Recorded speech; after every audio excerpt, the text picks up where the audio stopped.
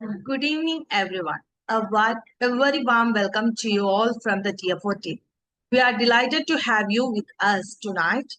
At TFO, we are so passionate about sharing and celebrating the world of cinema. And it's always a pleasure to gather with fellow film enthusiasts.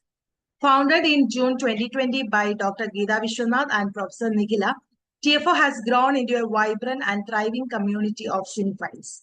Every Saturday at 9 p.m. on Zoom, we come together to explore global cinema through member curated film screening and engaging discussions. Over the years, we have been privileged to host eminent filmmakers such as Abarna Sen, Amol Palekar, Girish Khasravalli, and Adur Gopalakrishnan. Our journey has also included themed festivals ranging from East European and Iranian cinema to women's cinema, as well as our annual smartphone short film contest to mark TFO's anniversary. More recently, we hosted international seminar on Indian cinema. Tonight's discussion, like this evening, we will be discussing the film Gamak Ghar, which was directed by Achal Mishra. The discussant of today's section was Sudeshna Rana. Sudeshna Rana, an independent writer, editor, researcher, and poet based in India. Her poetry and short stories have appeared in anthologies published by Red River, Uswa Literary Review, Narrow Road Journal, and Yoda Press. She is the co-founder of Purvanchal or Palayal, a digital archive that documents the migration stories of East India. Her scholarly interests include digital humanities, visual culture, and ecofeminism. Welcome, ma'am. Let me hand over the section to you. Thank you for the kind introduction, and it's a great pleasure to be here with everyone and talking about films at Talking Films Online. So I'll just give a short introduction to my work and how I discovered Achal Mishra's film, and then we can discuss the film. So a couple years ago, I was part of a project which was funded by Serendipity Arts Foundation, and we were creating a digital archive, an online exhibition, or a virtual repository. I mean, there are different ways we can approach that project, but basically, it was a website where we collected stories of people, researchers, writers, photographers, um, filmmakers, and different kind of practitioners who had somehow connections with East India. Now, when I say East India, I mean Jharkhand, Bihar, West Bengal, parts of Chhattisgarh, Orissa, and the the thought behind that project was we usually talk about the South India and North India divide, but in that conversation, the other regions of India sort of get invisibilized or left behind. So during that project, we we wanted to find other practitioners or any kind of creative output that could influence our own writing and our own project, the visual language of the website. And around that time, we discovered Achal Mishra's movie.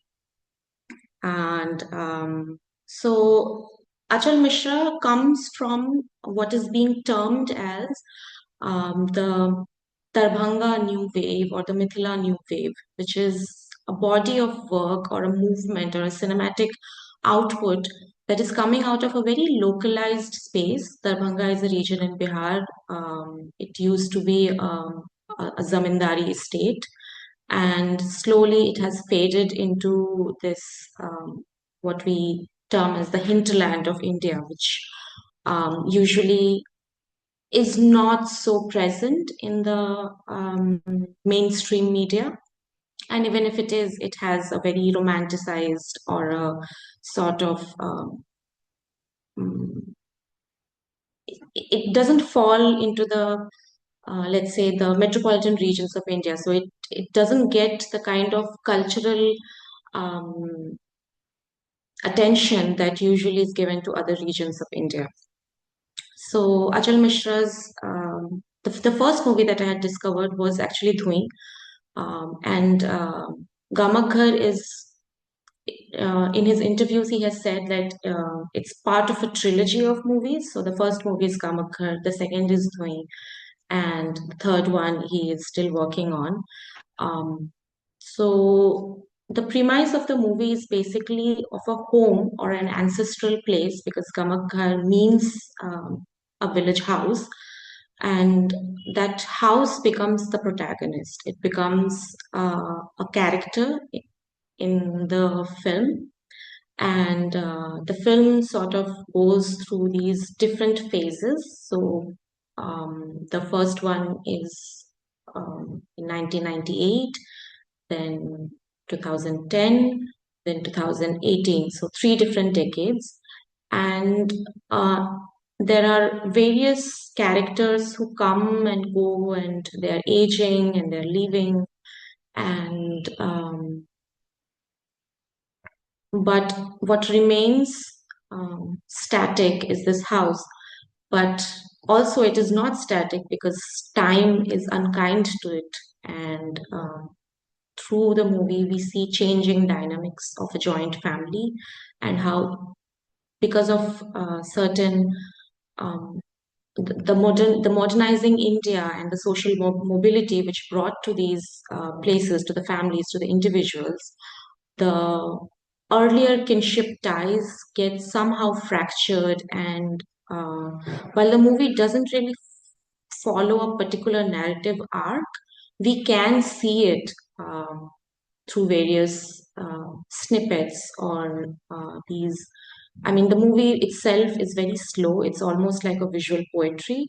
And he has, apart from this one character who appears in all these three parts of the movie, most of the characters are quote unquote non actors. And the director started the movie with a script, but realized during the process that whatever he has written is not translating during the process. So the movie finds its own language in a place where, while a lot of people are interested in cinema, in culture, in uh, natak or playwriting, but it does not really fall under what we quote unquote think of as a more institutionalized way of cultural production. Another interesting thing about the movie is the change of seasons. So the first part of the movie, which um, is basically a family gathering after the birth of a child, of a son, and the entire family comes together.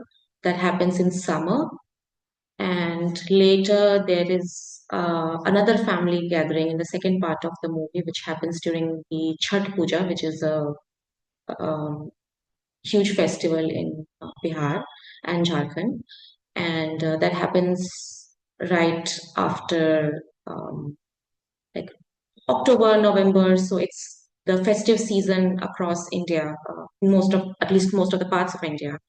And then the final part, the end of the movie, is during the winter when the entire family has sort of left the house, and it's being taken care of by a caretaker, and nobody visits the house anymore.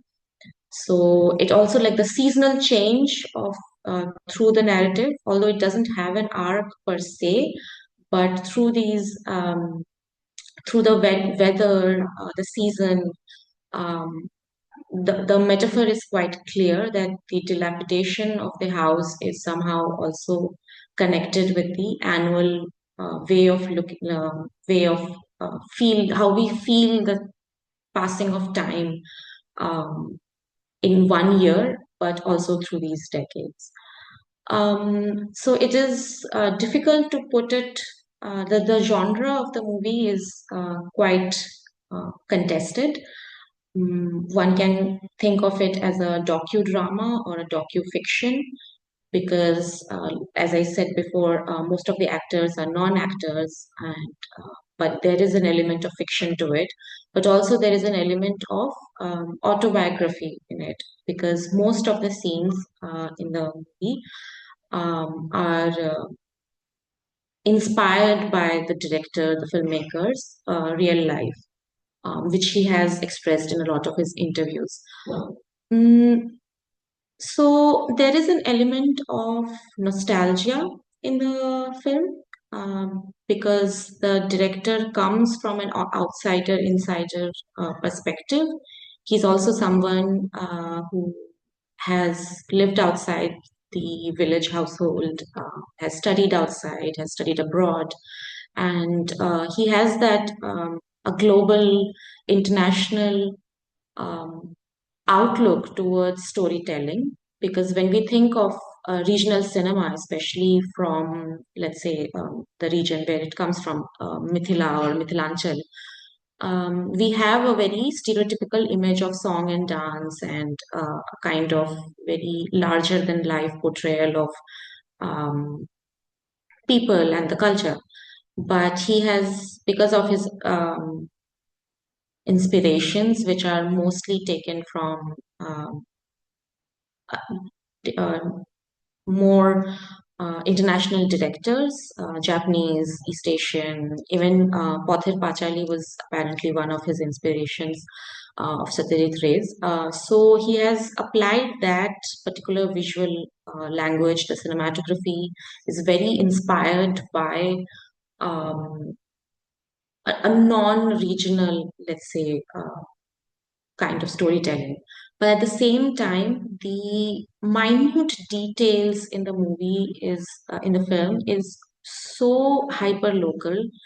Is if anyone like for me personally, why the film resonated with me so much is because I also come from a background, a rural background, and I've also had this outsider insider journey from rural India to urban tier 2, tier 3 cities, and then to metropolitan regions. So, this change is something that has resonated with a lot of viewers like me who have had this journey. So, there is this one part where the extremely personal becomes a way of looking at a cultural shift of intergenerational transformation in kinship ties, in landscape, and social mobility and cultural change.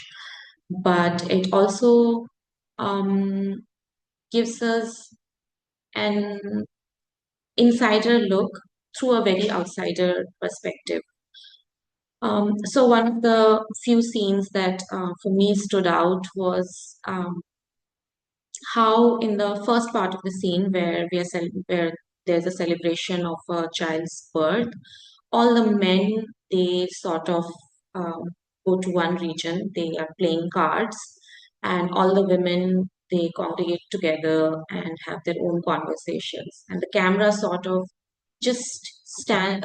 It's like a fly on the wall. It's without interacting much with the characters and the face. It's just there as a witness to how these familial dynamics work along with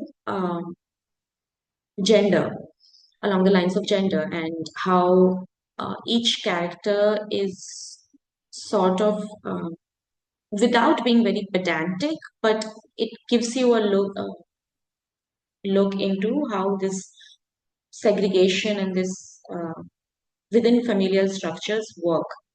So, and how the children they go to the farm to pick up mangoes, and how even within this everyday, very mundane sort of everyday glimpse into the lived experiences of the filmmakers and the characters who are more more or less kind of playing themselves. bring out a very transient, changing landscape. The details put in the food, the scenes where food is being prepared or food is being served, and the places where some rituals are are being conducted, or the way people dress, the body language, especially the character who is in all the three parts.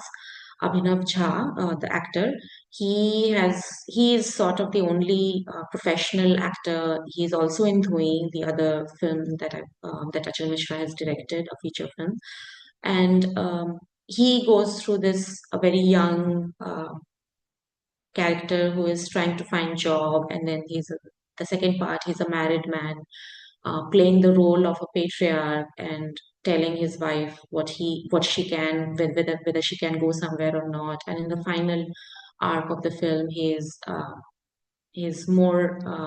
older, he has a pot belly, and he has a business now, and he's taking care of the um, the mother, the grandmother, who is like the family matriarch. And then the grandmother is also an interesting character because she is part of the regional cinema, and her approach to films, like previous films, was sort of challenged in this film where where she has to tone down her acting and play a more natural, a sort of method acting approach, I suppose I would say. And the internal dynamics of the characters. So there is a character like the Choti Bahu or the Chachi, whose son, uh, like in the first part, whose the birth of a child, her child is being celebrated. She asks in one of the scenes, like, it must have been expensive, this whole affair, and her husband tells her that it was mainly paid off by the elder brother. And in the second part, now she has somehow like in that particular scene, she feels a bit of embarrassment or sense of financial insecurity that this is being paid off by the elder brother.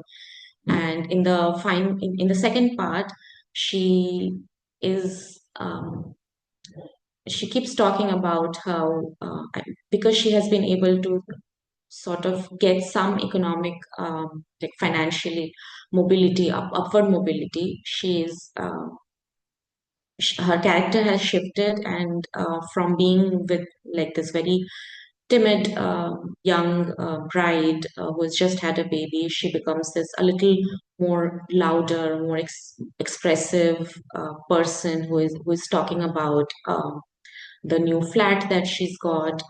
And on the flip side, the elder brother has passed away, so his widow is no longer the more quote unquote successful member of the family. And if anyone has been in a joint family, they would know like how these internal dynamics keep changing and how it affects the um, the awkward discussions within family gatherings, or like when you get together during festivals or while having a feast together, how these sort of keep changing. And there is also this character, the kid in the yellow shirt, who is mainly inspired by the director himself, who used to come and go, and always had this outsider insider um, connection with that house and with that family and with that region. So from a very young child, he's grown up, and then he discovers his grandfather, who basically built the house, who is the invisible patriarch and the kind of person who holds everything together. Without his presence, while his wife, the matriarch, the grandmother, she's there until the end of the movie when she passes away. Then again, she's also absent. So his role in the film is to provide this cultural legacy that this young boy is going to take forward, because he has written diaries, he has written plays, he has left all these accounts of inventories, of lists of feasts where this much amount of food was being brought, and so his cultural output, which probably is not discussed in, let's say, any form of literary significance, but it's there. It's a local history that he has done, and now that is part of this family history, which the young boy later, who is taking photographs, is studying in Delhi, and it's a heritage. It's something that is being passed down from one generation to the other, even though like the boy had never actually met the family patriarch, but his presence and his books and his diaries do form a huge part of his identity. And Abhinav Jha's character, who takes photographs, who has collected all the family album, the photographs, which he sort of gives to the young boy and tells him, like, when you go to Delhi, because you take part in all this drama, you do theater, maybe these can be your inspiration. So he is also part of this journey, and through it, even though he's actually he owns a medicine shop, he has a graduation in chemistry, and he's not really quote unquote an artist, but the creative, what is called the creative kida, basically, and in local parlance here it's called a sinamchi. So a film enthusiast is called a sinamchi in these regions. So he's also mm, passing down through his own way these cultural legacies through the family. And another interesting thing that I saw in the movie was the various ways media has um, entered our drawing rooms and our hands. So first there's the VCR, where he's setting up a film for all the kids to watch, where they discuss whether to watch a Salman Khan movie or Jodwa. And then there's the Yashika camera, where the photograph is being taken, which gets discussed in the later part of the movie. Like, can you see who took the photo? Like, who is this? And then the digital camera comes in the second part of the movie when they are recording all the festivities during the Chhat Puja. And in the final part of the movie, like the last scene is basically this photograph on the wall, which almost all South Asian households, we have the ancestors' photograph on our walls, which is revered as much as the gods are revered, and that is taken out of the wall, and slowly the architecture of um, the house is being taken apart, like the the roof, which is very much part of the vernacular architecture of the region, the khapar roof that is being taken apart, and along with it, the visual um, history that connects us to our past, to our heritage, to our traditional ways of life is also taken out. My final thoughts, I think, would be to see this movie as much as an ethnographic um, portrayal or an account of a family, a microhistory of a region, but also to sort of see through that lens of nostalgia and um, find elements uh, that any critical eye can see. Like one of the things that I mentioned was gender and how the celebration is in the first part of the movie is for a grandson and not a granddaughter. So if you are going to read between the lines, you can see that yes, it's a celebration, it's a nostalgic event, and we have that romanticized view of the village. But at the same time, we also understand that it's a very patriarchal setup. Another important scene in the movie is where this grandmother is seated on a chair and she's talking about her family to a woman who is sitting on the floor, which is a very poignant uh, clue to the casteism in the region. And of course, how the larger concept of, you know, capitalism and this changing developmental narrative that has seeped in our personal histories and our families.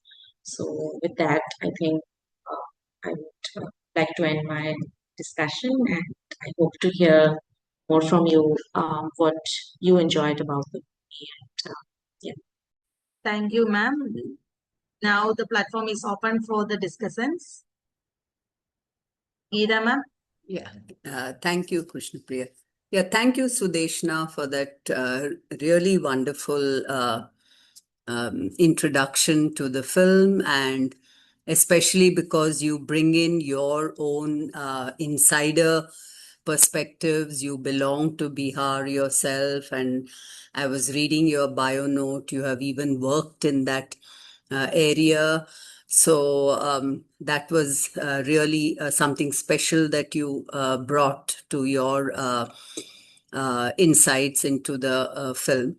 I had watched this film when it was released on Mubi, and I really, of course, enjoyed it. It is a beautiful film. And just a couple of hours before this discussion began, I watched it again, and I was I was thinking about how in our school composition class, when we learned how to write an autobiography, we would be asked to, write autobiography of an umbrella or autobiography of a shoe. And then it just struck me that this film is like the autobiography of a house. So,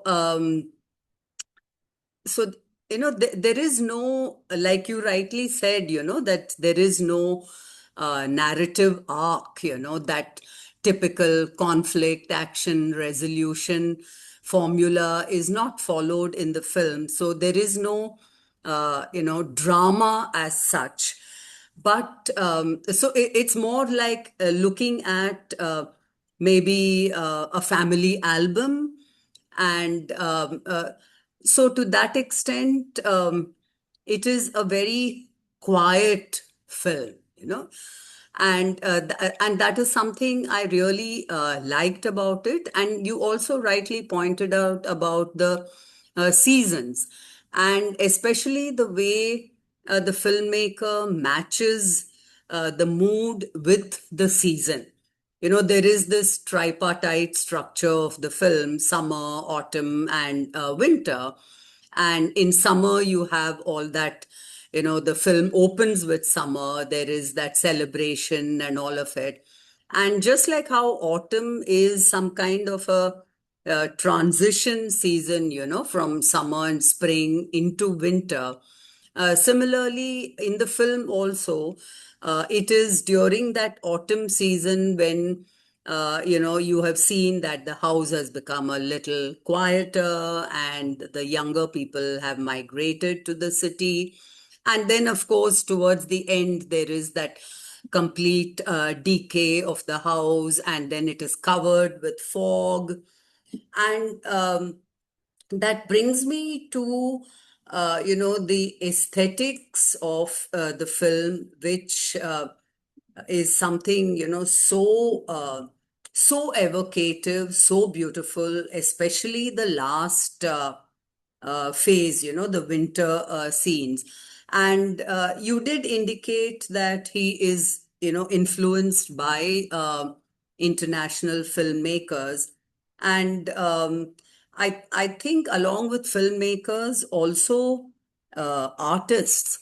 For instance, when I was watching the last few scenes, that the tree covered with fog, the house covered with that dense fog, it really reminded me of the late watercolors of Turner. It was so resonant of Turner's works, and also the camera. You again, you mentioned that the camera is like a witness rather than a narrator, and also these long takes, with minimal cutting, those continuous shots. They're all so much like the Japanese filmmaker Ozu's cinema. In fact, not very much like, but somewhat like Ozu's Tokyo Story. There also it is about, the breakdown of family values and things like that. So, but especially in terms of the film, the cinematography in the film, it reminded me a lot of about Ozu's work. Thank you once again, Sudeshna. It was a very nice introduction, and thanks for making me rewatch this beautiful film. Thank you. Thank you. I just wanted to clarify one thing. So I am originally from like Bankura, so I'm Bengali. I was born Uh-huh. there, but I grew up in Dhanbad. Done. Now, the thing about this particular city is that it used to be part of undivided Bengal. Then, for few years, it was part of Bihar, and now it's in Mm. Jharkhand. Jharkhand. So, this is also something like why I wanted to bring this particular film because Mithila is again, if you saw the poster, like the script Hmm. is quite similar to the Bangla script, and there are so many connections within this region, and like the culturally, although there is a lot of um, diversity in this region, but at the same time there like in the eastern parts of India there is also like every culture has its um, a connectivity and like some sort of I would say unity within this culture that needs to be sort of appreciated. I would also thank you for mentioning the Tokyo Story. I haven't seen it. I will, but I have heard a lot of stories about these Japanese villages which are now completely empty and Yes. nobody lives there. And in I have a Deshir Bari where only my grandmother lives now. My grandfather passed away last year, and so this film was even more evocative for me because as as we did these rituals in with our family Mm. and a lot of relatives from different parts of India who have jobs elsewhere and are studying elsewhere would come. So this autobiographical and autoethnographic way of looking at the region is something that needs to be explored more through films and cinema. And one of the other films that I would definitely recommend is Pokhar Ke Donu Paar, which is also from Darbhanga. So Abhinav Hmm. Jha is also the actor there, and it has a more, I would say, a balanced way of looking at it from a male perspective and a female perspective because it's about the relationship between a young boy and a girl and how they are navigating this changing world. So, and yeah, thank you for your feedback. But yes, I will definitely watch Tokyo Story Thank and you. Turner's paintings as well. I'm Yeah, not familiar with Mithila. them, but yeah. Where would that film be available? Is it there on OTT, the film that you mentioned? Pokhar Ke Dono Paar was in movie. I'm not Okay, sure if it is still there. we can check. Yeah. But Achal Mishra has done another film recently, Ek Dunya Hai or Char Phool Hai, which is a documentary on a Hindi novelist and short story writer who recently passed away. And again, that film is so timely because this writer was obscure, and because of that movie, suddenly people are rediscovering this writer and realizing. How important he is to a lot of like non-English speaking readers. And one of the lines which from the documentary which really resonated with me was आप जितने स्थानीय होते हो उतने ही वैश्वीय होते हो. The more local you are, the more universal you are. And I think that same ethos is also present in Gamak Ghar. Thank you. Thank you so much. Thank you, ma'am. Nikhila, ma'am, do you have anything to add on? Oh, okay. Sudeshna, thanks very much for asking us to watch this film. Geeta said, I too had watched this film, I think, during the lockdown. And I had, enjoyed it so much. And I rewatched it again for this discussion. Two, three things I was thinking of. One is, this idea of movement, which, in fact, this film resonated so much during the lockdown because it was about this.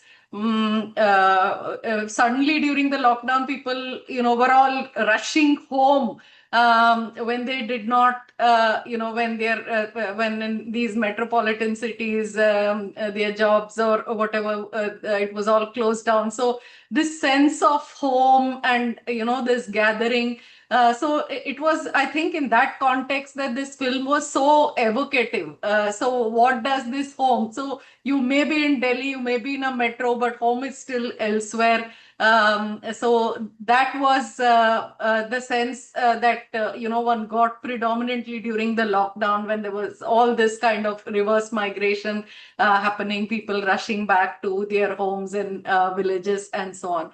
Today I was thinking of something different, and that is like as you said, the mode of telling the stories, of course, almost documentary, fly on the wall documentary. There are moments when the camera, it looks like, has forgotten to turn off or move away.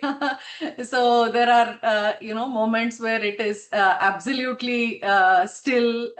There's nothing, so we keep wondering, so what else will happen, but nothing really happens in the frame. So I was noticing more of that, and also a certain sense of it's a pleasant rhythm of life over time, where there are no great peaks or troughs. So it's like almost as if one is tracking the gentle passage of time. So that was again very nice about the film. And the last thing is about, as you said, this is, I think, so first you had cinema. If you look at film history, first you had cinema more or less coming up in the British ruled provinces, and then around the 50s there linguistic nationalism and language based film industries come up. And then, film industries like Bhojpuri. Now is the time, it looks like, where films are being made in languages which are not necessarily tied to these big industries, but are more or less,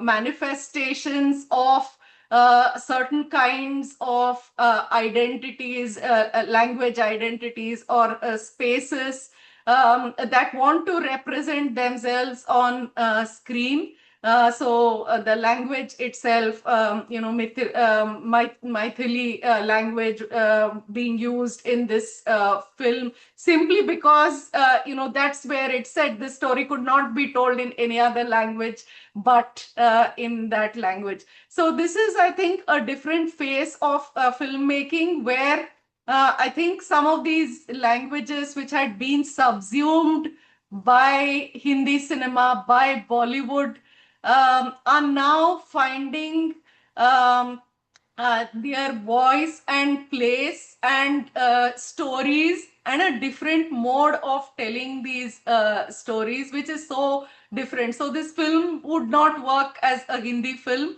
I thought that that is, again, I mean, its place in film history. I think at in these contemporary times, where a film like this fits in, why it's being told in the language which is very different, like why a Tamil film spoke Tamil in the 1970s. I think in that sense, as someone interested in film history, I was also seeing this film through that lens. But thanks very much for the suggestion, and also for giving us a really wonderful overview of the film, Sudeshna. Thank you. Thank you, ma'am. Anyone else need to add on something? Sanjay sir?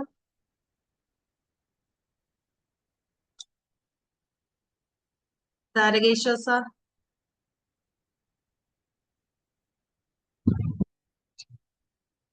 Anyone else? Can I come in, Krishna Priya? Yeah, sure, Anani. Okay. Again, I'm operating from some other place, so am I audible properly? Yeah, you are audible. Okay, thank you.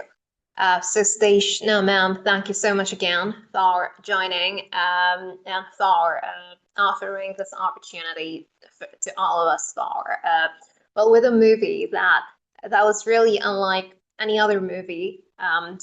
Just to throw some of my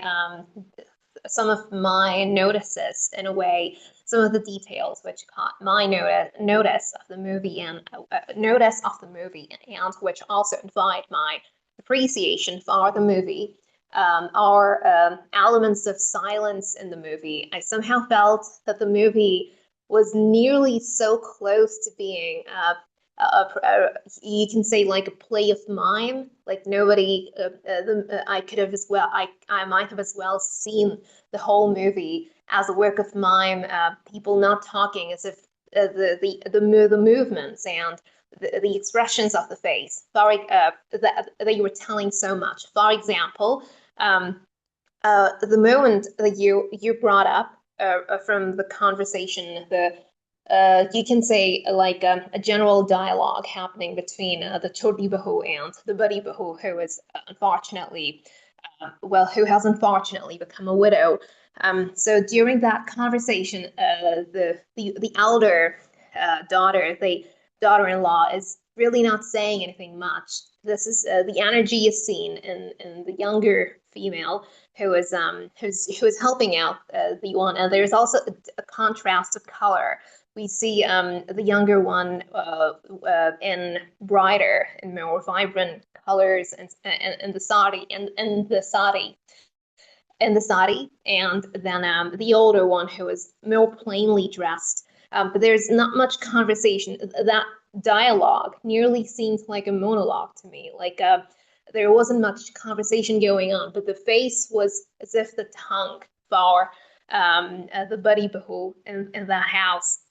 And the house entirely stood like a whole human being. And I recall from my suggestion of essays that came from my professors during my years at college. We had to do. We were just suggested to study the house like an organism that was more in connection with European literature. So we had to think about what organ, which room would take up what kind of an organ of the human body. So, the house, as Geeta Ma'am pointed out, that Geeta Ma'am saw that like an autobiography. So these are the different perspectives, which I think the movie invited. And yes, I also appreciate your revelation of your personal truth about coming from a rural background and then getting to go to the city and exploring the life there and feeling the difference, the way a local feels the difference when moving to a city. I personally do believe that that's only explicable so crucially to the person who has moved to the city. And I myself come from more of the rural, more of the not the rural, but from the edge of the country, Sam. And then I also moved to Delhi to pursue my higher education in India. So that connection was found somehow from through the character of the boy who is growing up and who is sent to Delhi. And then you come to meet these people with dreams in their eyes. They just want to do something. They do not want to kind of they want establishment of some kind of concrete form. These are the couple of things which the movie attracted my appreciation for. Something that I did grow a little critical about, which has to do with the time of the movie, is that I saw that the movie was shot and I think was released in 2019, if I'm not wrong, 2019, 2017, at around that time. And the movie, the life of the people that the movie shows, I came to find that there was a lot of that quiet practice, as you rightly mentioned, of patriarchy. The male had telling the females what they could do, especially the sad moment wherein we discover as spectators that there's the wife who has miscarried already. And then there's another female. There are females, educated females who are doctors, and other females who are going out elsewhere as well to, but that's been through their husbands. So I found this type of, you can say, more of the previous concept and function was the movie also highlighting, as per you, the practice of these concepts, even at the present time in rural India or in regions of India wherein the rural livelihoods are prevalent. So that was more of an important point for me to note since the topic of miscarriage came out. And I think that a lot, and that was sad for me to see as a female, as a female spectator, and see a male instructing a female on miscarriage. So I really wanted to challenge the patriarchal practice right there. That seemed really kind of prevalent, really prevalent, that a male was somehow not entirely telling, but somehow directing. But there seemed an absence of the necessary basic knowledge that a female should probably have about, at the least of all, their own physical body. So so that will be my question for now to you. If you think that the movie is simply highlighting the fact that this type of, you can say, little knowledge, or the lack of you can say the wrong delivery of knowledge, or as if some type of this system of knowledge still needs to be challenged, because this presently goes on in these parts of India. Thank you for actually bringing that scene. I mean, so that scene is something, it's very telling. But I would like to mention Gamak Ghar is like the trilogy's first installment, right? The second one is Dhui, which was also released on movie, and it's so in that film, It's about a young actor who takes part in and you'll understand why I'm mentioning that movie to sort of give you a glimpse into in this film director's um, process or his body of work. So in that film, I mean, it would fail the Bechdel test in negatives because there is not a single dialogue from any female character. Like the only time I think the mother speaks is like chai le aao or like should I get tea. So that particular movie uh, does give you this male POV, this filmmaker's way of looking at his region.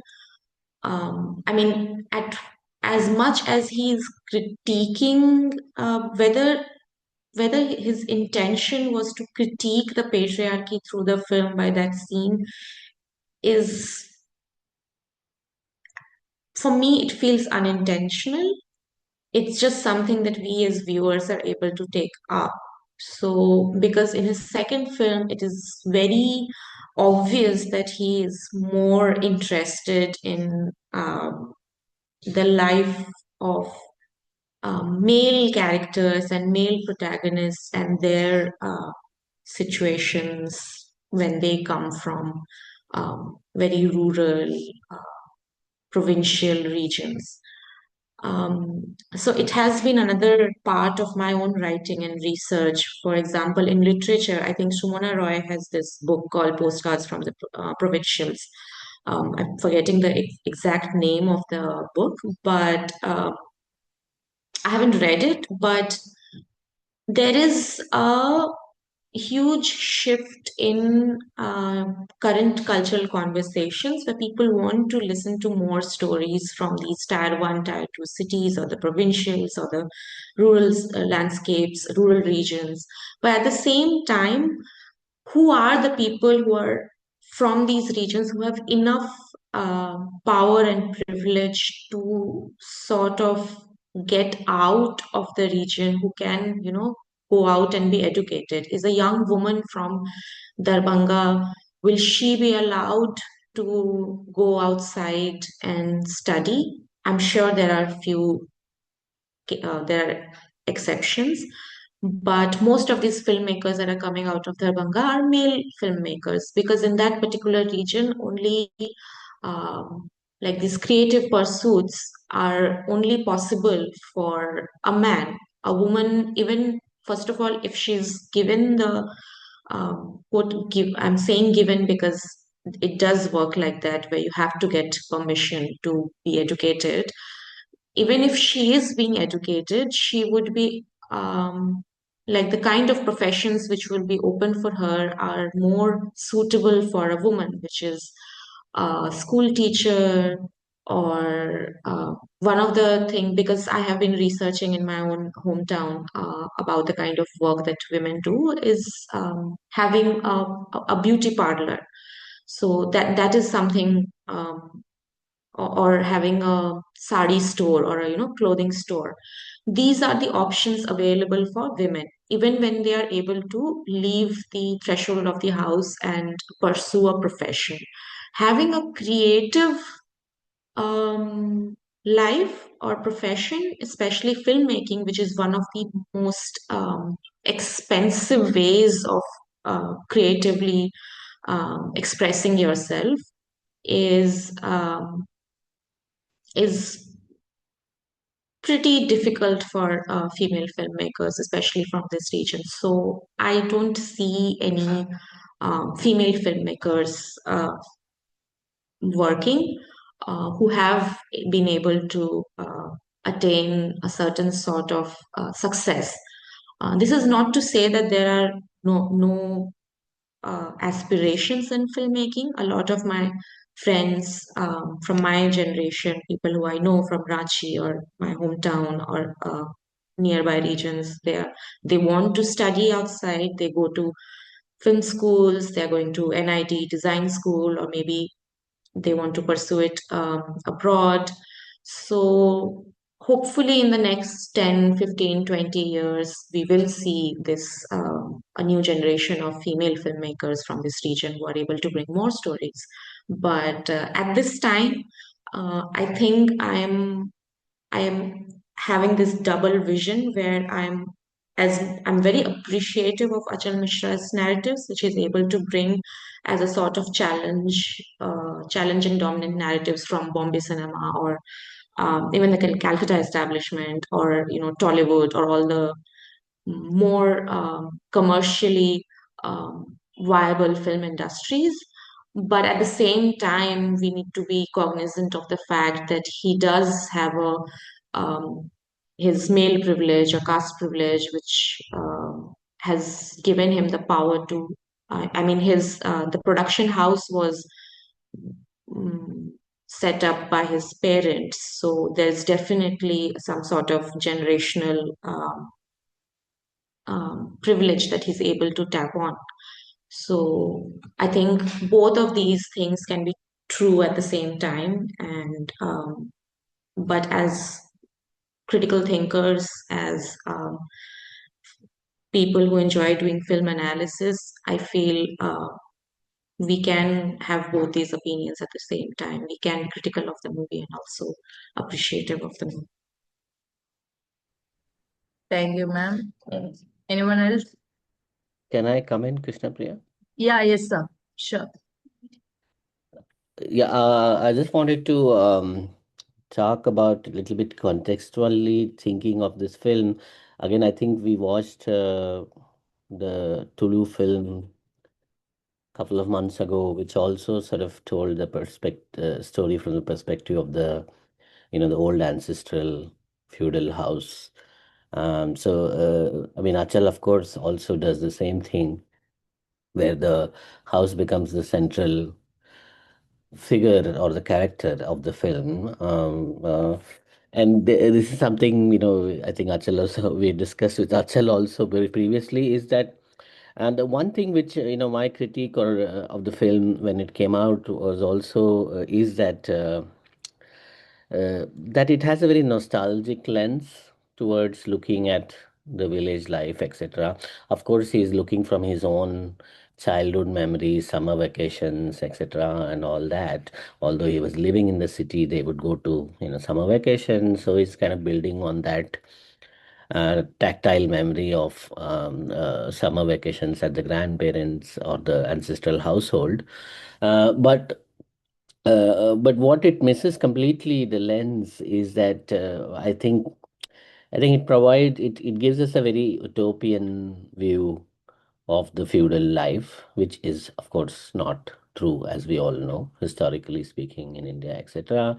And there are a lot of intersectionality in terms of, if we think of how such a house is, I mean, whose labor is involved in building, running those farms, and such generational wealth being built up, etc. So if you think of all that, there is a lot that the film, I mean, it doesn't need to explicitly critique it as an artist, but I just think that there is the nostalgic lens sort of overrides any memory of the ills of feudal life, if we can say that. For example, the same thing you can extrapolate to thinking about something like Jal Sagar, which is also about an old household, but there is a little bit critical viewpoint, in the sense that the Ray is contesting the old feudal life with the emergence of a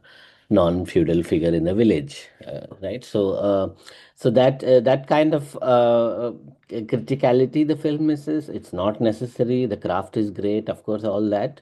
But I think even if you take it from personal experience, it is still blind to, for example, say, the people who might have worked in the house or people who might have worked in the farms, it doesn't have to be a sociological critique, but it still has to be visibilize the others also, is what I feel. I think this fixation on the house and the memories of the house, a lyrical presentation of that nostalgia is nice, but I feel it is a little bit blind to the other aspects of a feudal life. Yeah, that's my point of view. Thank you, sir. Shubhankar, sir, do you have anything to add on?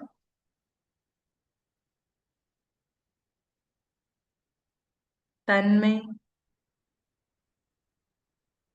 anyone else need to add on anything?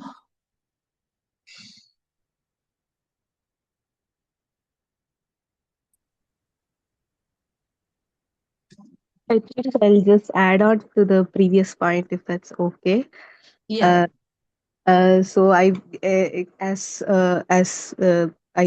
Basav sir has just mentioned, I think the idea of nostalgia is very interesting in the movie because, and I think it's because a lot of things become central here, which is festivals, rituals, death, migration, birth, and a lot of markers play a very important role throughout the film. So there is the initiation ceremony or the tulsi plant that becomes very central to the film.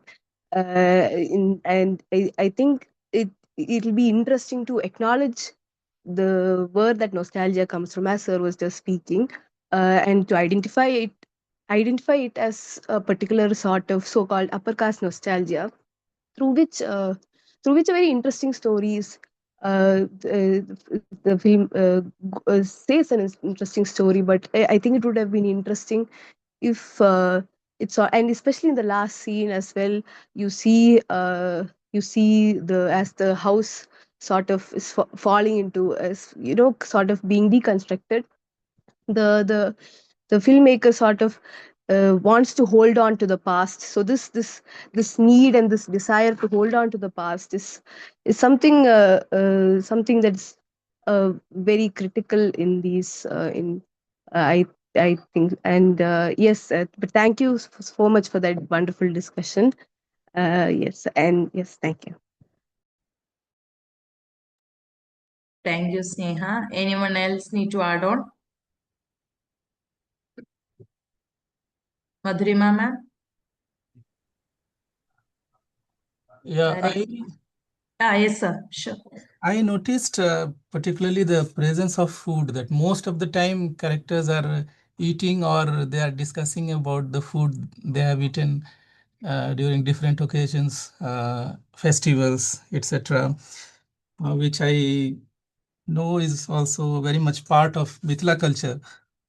That you can see that when they are celebrating the birth of the male child and people are sitting on the ground, so they are serving rasgulla without counting how many rasgullas they are dropping. So 3, 4 rasgullas at a time, mangoes also, more than one. This is something which, uh, of course, I have seen while attending some of the weddings or different ceremonies where there are people eating together.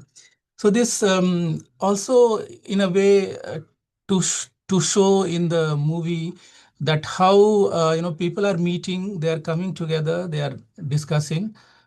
Um,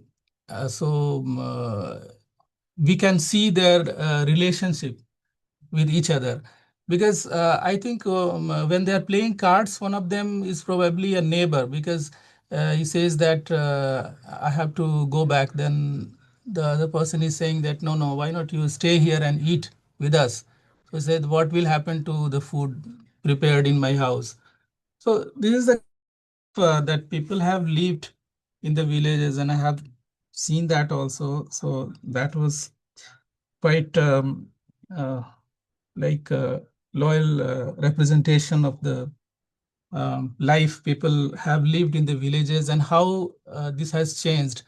So we can see that the first time in the movie it shows 1998, and after that 2010, 2019, but also mentioning about the flood which came in 2004, which while joking they say that you don't know how much water our mother has seen. That shows this kind of relationship which used to be very strong in the joint family and how it is breaking, and people have less and less communication now. So you can see in the later scene, one of the brothers is asking, when did you buy the house? And they say, no, it just happened all of a sudden. So, so we know that they are not informing each other of the developments of the activities of their family. So in a way, there is less communication now, which used to be stronger in earlier times. And camera is also showing, like Geeta already said, that wide shot, long shot, where um, uh, we see not only the characters, but the surroundings, the whole surroundings, the whole environment where the characters are there. And it is presented in such a way that almost like while watching the movie in the beginning, I had problems in identifying the characters, that who are these characters, because the camera hardly focuses on the face. So the whole space is there, and then it becomes very interesting towards the end when that space is empty. So the camera shows the space, and in our mind we are always thinking of the people who used to be there. Now they are no longer there. So the camera was able to um, enforce the absence of the people. It could show the absence of the people. So that was a very fascinating way of showing that how life has changed in these so many years, 20 years. And characters are also not so much, individualized and named, except for the initially two characters, Guddu and Raju.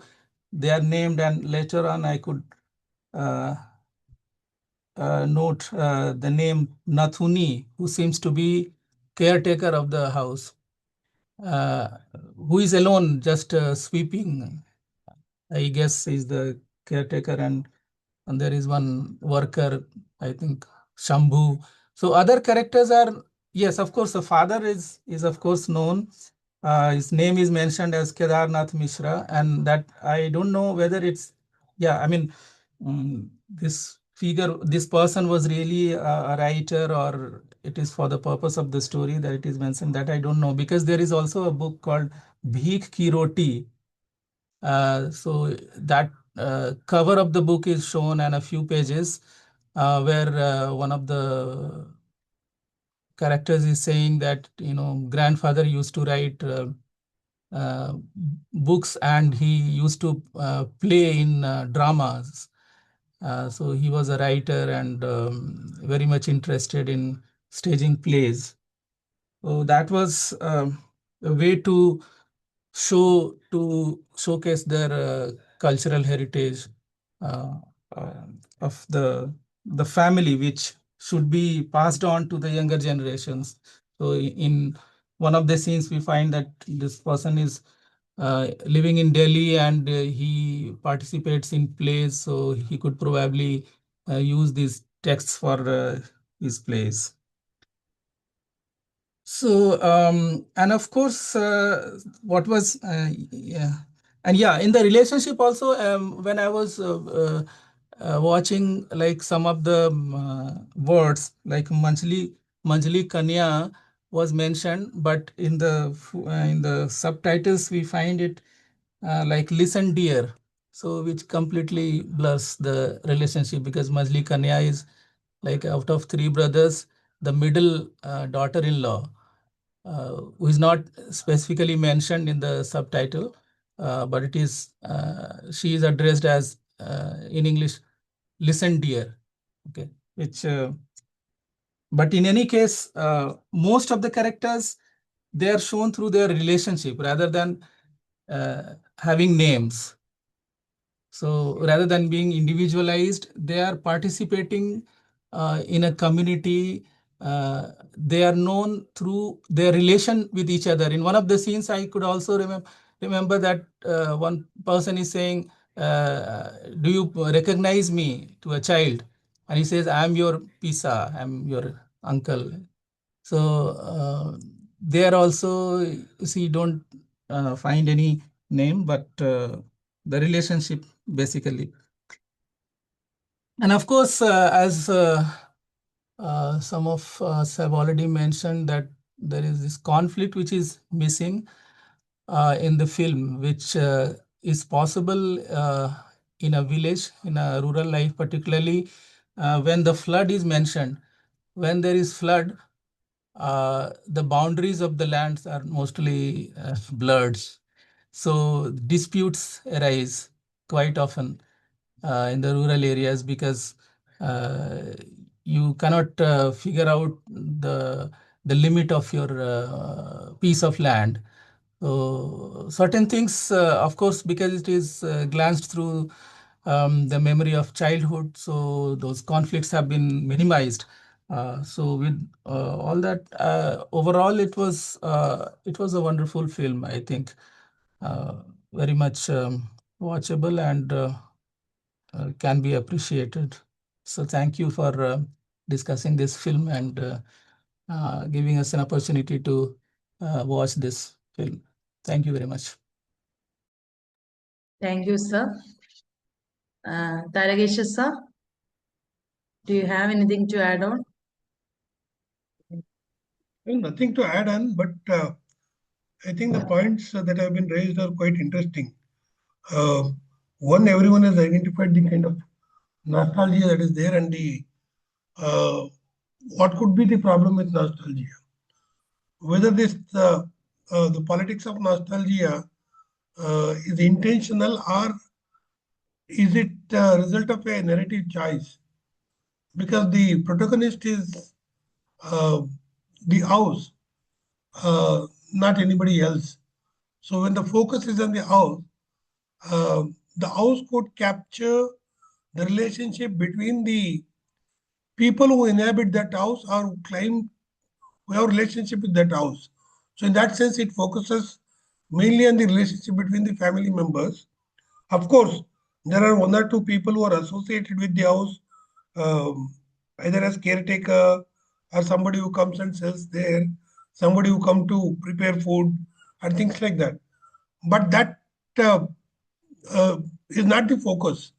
That relationship do exist, uh, it is not completely obliterating it, but the choice of the house as the protagonist has rendered it so. I was thinking, what would be the difference between other nostalgic films which also focus on the house or Tarawad in Malayalam context, like Ardu's films, is that there the dilapidation of the family or the Tarawad is more to do with land reforms. The context itself is quite different. Now, this is clearly marked that it is post 1998. A certain kind of what you call as economic reforms has set in, and that economic reforms has uh, given a certain kind of push to the mobility within the village. So people are studying and then going elsewhere, either to Darbhanga or to Patna or to Delhi. Look at the references that come. So first Darbhanga and then Patna and then Delhi. Of course, there are others, neighbors who have gone to Chandigarh and other places too. But we don't have those stories. And this is a upper caste family clearly marked, but an upper caste that is different from what we see in the south, because they eat meat, they eat fish. So in that kind of upper caste, so to that extent, it's a different kind of upper caste, and we don't know the extent of land holding. Yes, they have a land, uh, and it is also interesting that to encash on the new opportunities that are coming up, you need to sell the land. To establish a pharmacy store, you need to sell off the land. Otherwise, you will not be able to do that. And it's interesting. Uh, the only one who is constantly there associated with the house, who rebuilds the house, is somebody who is drop out, who couldn't make it to Darbhanga or Patna or to Delhi or somewhere else. So it is interesting to look at the dropouts within the family of this so-called economic reforms that came in 90s. That is one thing. And then there are others, whether I don't know whether we can call them as dropout or who missed the bus, like the caretaker, uh, and others who are still there. Uh, when the caretaker is having tea, somebody comes in a bike and then ask him for a work in the farm, and that fellow, how he is living, and these are all quite interesting issues, but they are reduced to the periphery because the focus is on the uh, house itself, and the title also clearly suggests it. And the narrative technique is quite interesting. I'd watched it earlier, and I watched it again for this discussion. And it also reminds you of films like uh, photograph, and things like that, because there is a slice that is visible.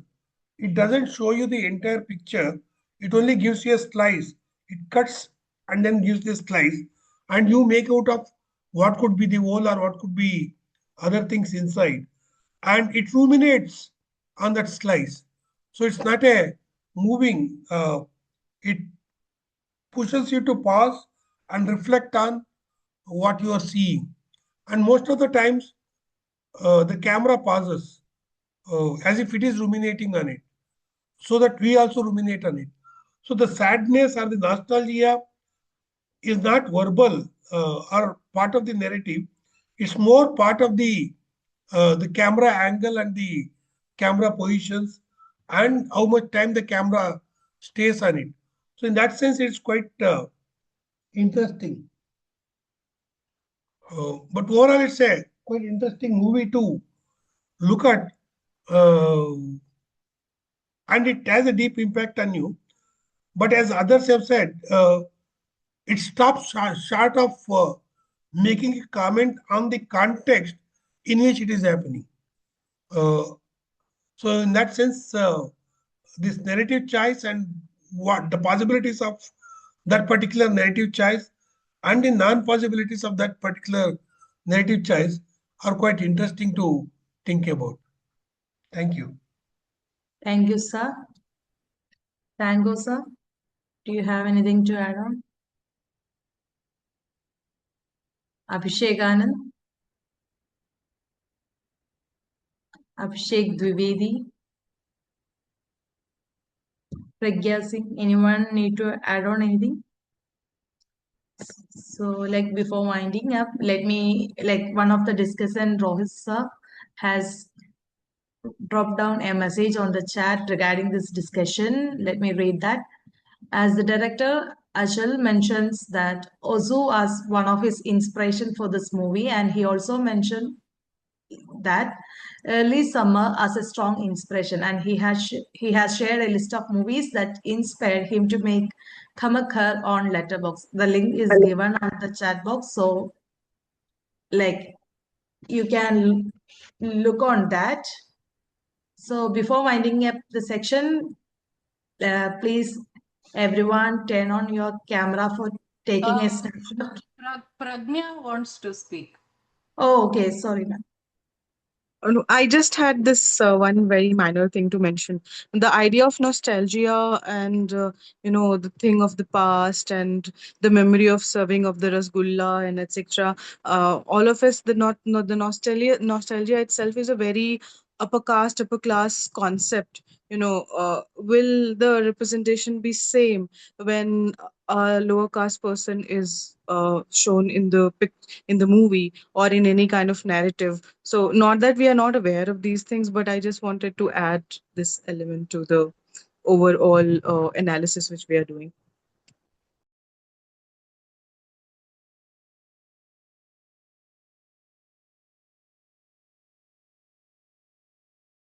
Thank you, ma'am. Anyone else need to add on anything? or Maybe- comment on the movie? Maybe Sudeshna might want a few last words.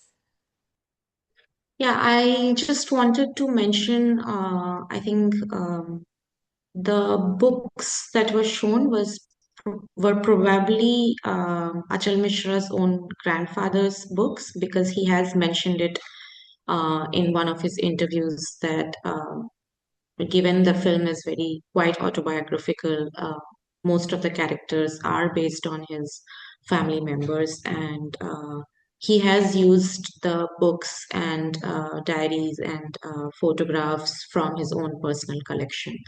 So that is something I felt was important to mention. And yes, I mean, while watching the film, I have really enjoyed the nostalgia of it, but at the same time, I wanted to have a discussion where these other perspectives that I was quite not able to articulate, but I could, feel that they were being left unsaid. But in today's discussion, I feel um, um, a lot of them were brought by everyone. So thank you for that. And yeah, it was a wonderful discussion. So thank you for inviting me. And yeah. So before concluding the section, please could you please turn on the camera for taking a snapshot?